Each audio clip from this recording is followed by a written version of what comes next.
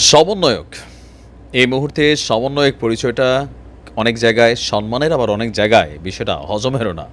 তো যাই হোক, সমন্বয়কদের সাপোর্টার যেমন আছে, এই মুহূর্তে তাদের সমালোচকের সংখ্যাও অনেক গুণ বেড়ে গেছে। বিশেষ করে যখন মাহফুজকে আন্তর্জাতিক পরিমণ্ডলে doctor Mohammad Yunus as a mastermind, even এই আন্দোলনটাকে নিয়ে তিনি একটা ভিন্ন বক্তব্য দিয়েছেন, যেটাকে কেন্দ্র করে এই আন্দোলনের কৃতিত্ব নিয়ে নানান প্রশ্ন আসছে।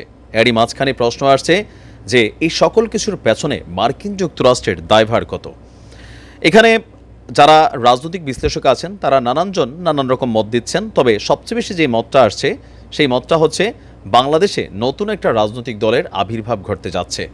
আর এই ঘটনাটার ডক্টর ইউনূসের মতো যিনি মাস্টারমাইন্ড, যদিও সে বলছে যে আমি মাস্টারমাইন্ড না, এখানে সবারই ভূমিকা ছিল, প্রত্যেক দল, ব্যক্তি, ছাত্র জনতা সবারই, যারা 16 বছর নানান ধরনের নির্যাতন সহ্য করেছে।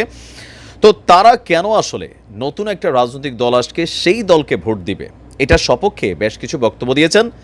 আর বলা হচ্ছে যে বিএনপি বা জামাতকে যদি ক্ষমতায় আসতে হয় তাহলে বেশ কিছু কর্মকাণ্ড করতে হবে।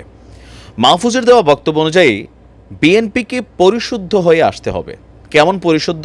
সে তার ভাষায় বলছে যে একটা দল ক্ষমতা থেকে গেলে আরেকটা দল ক্ষমতায় আসে, যেমন আওয়ামী লীগ এখন নাই, বিএনপি আসছে।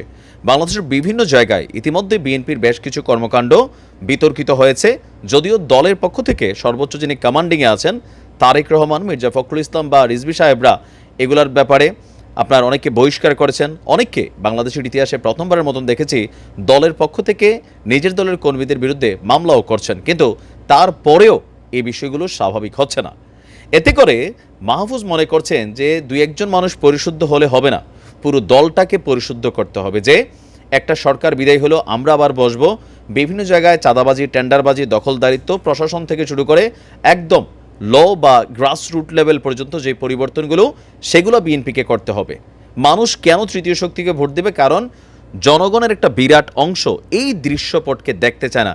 এই কথা কিন্তু সত্য। আবার বিএনপি থেকে আওয়ামী লীগ আসলে ঠিক একই দৃশ্য, এগুলোতে আমরা কিন্তু বিরক্ত।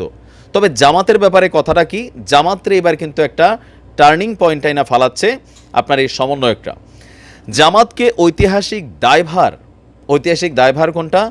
1971 সালে জামাতের যে ভূমিকা, এটা সম্পর্কে পজিটিভ কথা বলার মতন আসলে কোনো কারণই নাই, কারণ ওই মুহূর্তে তাদের অবস্থানটা ছিল বিতর্কিত। আর সেটা নিয়ে আনুষ্ঠানিকভাবে জামাত আজকের দিন পর্যন্ত রাষ্ট্রের কাছে বা জনগণের কাছে ক্ষমা প্রার্থনা করেনি। তো সমন্বয়ক মাহফুজ বলছেন, বা উপদেষ্টা এই পর্যায়ে যিনি আছেন, যে 1971-এর ভূমিকার জন্য জামাতকে দায়ভার নিতে হবে বা সেটা সম্পর্কে সরি বলতে হবে। পার্ট 2 হচ্ছে, মানে তার বক্তব্যের একটা অংশ ছিল জামায়াত ঐতিহাসিক দায়ভার আর ফেসিবাদী প্রবণতা ফেলে আসুক। এখন ফেসিবাদী প্রবণতা বলতে কোনটা বোঝানো হয়েছে আই এম নট ক্লিয়ার, কারণ জামাত এককভাবে রাষ্ট্র ক্ষমতায় আসে নাই। এখন ফেসিবাদ বলতে জামাতের ফেসিবাদ কোনটা আমি জানি না, অথবা ধরেন আমাদের সরকারগুলোর মধ্যে একটা ফেসিবাদী মেন্টালিটি অলওয়েজ হয়ে যায়, সেইটাই বুঝেছেন নাকি অন্য কিছু বুঝেছেন জানি না। তো মাহফুজের বক্তব্য, এই বিষয়গুলো যদি আমাদের রাজনৈতিক দলগুলো অনুধাবন করতে না পারে তাহলে মানুষ তাদেরকে ক্ষমতায় দেখতে চায় না। তো আওয়ামী লীগের ব্যাপারে চিন্তাভাবনা কি মাহফুজের? আমি প্রথম থেকে বলছি আওয়ামী লীগের ব্যাপারেও মাহফুজের যে থিমটা সুন্দর। তার বক্তব্য হচ্ছে এই দেশে কোনো দলকে বাদ দিয়া আপনি দেশকে স্থিতিশীল বা একটা টার্গেটে পৌঁছাতে পারবেন না। কেন? প্রত্যেকটা দলেরই নির্দিষ্ট একটা অনুসংখ্যক অনুসারী রয়েছে। যেমন জামাতের রাজনীতি যখন আওয়ামী লীগ বন্ধ করে দিছিল প্রকাশ্যে, জামাত কী করছে? সে আওয়ামী লীগের ঘাড়েই কিন্তু বৈশা গেছে, আওয়ামী লীগের ঘরেই ঢুকে গেছে। এখন আমরা দেখছি একের পর এক চাঞ্চল্যকর তথ্য। সো আওয়ামী লীগকে ব্যান করে দেওয়া মানে এদেশের মিনিমাম লেভেলে 35 to 40% ভোট কিন্তু আওয়ামী লীগের আছে, এটা আছেই। তো এখন এই মানুষগুলো আসলে কোথায় যাবে? তারা নতুন কোনো ফন্দি ফিকির করবে রাষ্ট্রকে অস্থিতিশীল করার জন্য, দেশকে অস্থিতিশীল করার জন্য, যেমনটা এখন বলাও হচ্ছে বিভিন্ন কর্মকাণ্ডে এখানে আওয়ামী লীগ এই সকল কর্মকাণ্ডগুলো করছে। তো এগুলোতে কী হবে? দেশের ক্ষতি হবে, জানমালের ক্ষতি হবে, রাষ্ট্র অস্থিতিশীল থাকবে। তো মাহফুজের বক্তব্য হচ্ছে আওয়ামী লীগ যা করছে সেটার জন্য তারা অন্যায়ের শাস্তি ভোগ করা, সকল যে মেন্টালিটি বা যে চিন্তা চেতনা ভিতরে নফসের মধ্যে ঢুকে গেছে জুলুম নির্যাতনের বা আরও যে বিষয়গুলো আছে সেগুলোকে পরিহার করা, তারাও আবার কামব্যাক করে আইসা আপনার একটা নতুন রাষ্ট্র গঠন করতে হবে। তবে এই মুহূর্তে আওয়ামী লীগের জন্য এগুলো সমস্যা না। কারণ কি? আওয়ামী লীগ আগামী নির্বাচন 2 বছর পরে হোক, 4 বছর পরে হোক, আওয়ামী লীগ কিন্তু ক্ষমতায় আসবে না, আসবে বিএনপি।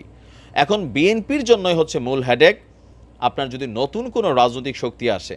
তো মাহফুজের বক্তব্যের মুদ্রা কথা, আমরা যতটুকু বুঝতে পারতেছি এখানে তৃতীয় একটা রাজনৈতিক দল আসবে, এই সকল ইস্যুকে চিন্তা কইরা মানুষ আসলে ওই দলটাকে ভোট দিবে।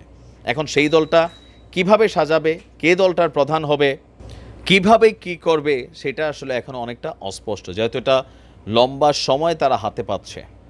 তো সেই সময়টার মধ্যে হয়তো অনেক কিছুই হবে। আর যারা রাজনৈতিক বিশ্লেষক আছেন, আপনারা সবাই গেলে খেয়াল করছেন, সমন্বয়কদের পক্ষে প্রথম দিকে যতগুলো শক্তি রাজনৈতিকভাবে সবাই এদেরকে সাপোর্ট করছে, কিন্তু আস্তে আস্তে ক্ষমতার ইস্যুতে বা এই সমন্বয়কদের অনেক কর্মকাণ্ডই দলগুলো সম্পর্কে এই যে মন্তব্য করছে ঢালাওভাবে একের পর এক, দলের যারা প্রধান আছেন বা নেতাকর্মী আছেন তারা কিন্তু মনে করতেছেন তুমি কে, তুমি কেন এত বুদ্ধি দিবা, এগুলো কেন বোঝাচ্ছ মানুষকে যে হ্যাঁ আমাদের নেগেটিভ জিনিসগুলো দেখায় তোমরা একটা দলাই না যে আমরা পজিটিভ পজিটিভ করব। কেউ কেউ বলছেন তোমরা তো পাঁচজনই এখনো ঠিকমতো মিলে থাকতে পারো না। নানান ধরনের মানে সমালোচনা কিন্তু সমন্বয়কদেরকে নিয়ে শুরু হয়ে গেছে।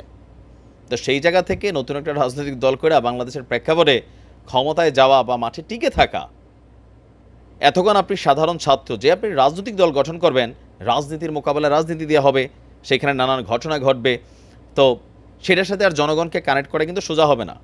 কারণ এখনই যাদেরকে আমরা দেখছি সেই আন্দোলনের সময়, তারা কিন্তু এখন ডিভাইডেশন, বিএনপির যারা আসিল তারা বিএনপিতে চলে গেছে, জামাতের তারা জামাতে চলে যাচ্ছে, গণ অধিকার তারা চলে যাচ্ছে, জাতীয় পার্টি তারা চলে যাচ্ছে, আওয়ামী লীগ তো নাই। তাহলে মূল সংখ্যাটা কতজন? বিভিন্ন বলছেন যে এখন ডাক দিলে নাকি 1000 মানুষও তারা পাবে না। তো কোনো এক প্রয়োজনে হয়তো বোঝা যাবে আর কি আসলে তাদের শক্তিটা কতটুকু আছে। তো আপনি কি মনে করেন যে তৃতীয় শক্তি আসলে টিকবে নাকি টিকবে না? ভালো থাকুন।